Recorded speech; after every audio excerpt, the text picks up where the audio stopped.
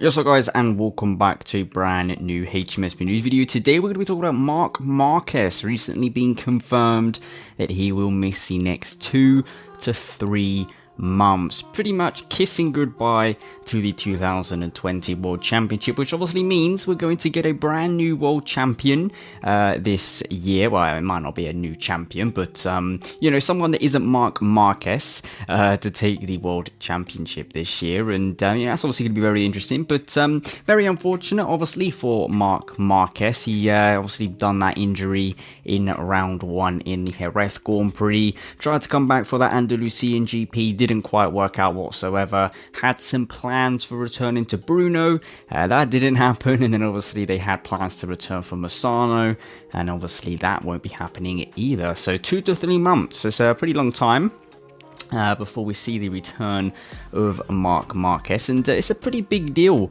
for the World Championship this year. You know, it is a fantastic opportunity for so many riders to, you know, get their first podium, you know, get their first win, or, you know, get their best results. Obviously, having Marc Marquez not on the grid, it means, you know, there's a chance, you know, that you could get your first podium. With all the teams kind of working well at different tracks with the new Michelin tyre, it's definitely, you know, a year full of opportunities, you could say, and not only for all the riders but also for the teams. If you think about it, in the constructors side of things, Honda are suffering massively in the constructors, dropping way down the order. You know, it's a great opportunity for, you know, the likes of KTM. You know, they will jump up an extra slot than what they would probably normally do if Marc Marquez was on the track. So, you know, that's more money for the teams, a couple more million or whatever. So it's a big deal for everyone, you know, the riders and the teams.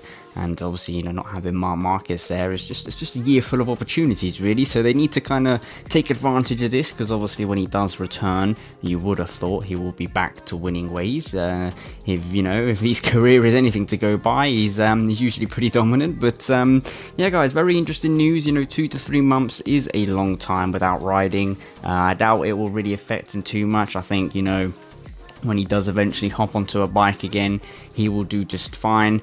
Yeah, it's going to be interesting to see this year, you know, how it all unfolds. You know, who will be the world champion? Will we see Fabio Quartararo? Will we see Vinales? Will we see Dobby take the championship and then leave Ducati at the end of the season? I mean, who knows? Will it be someone else?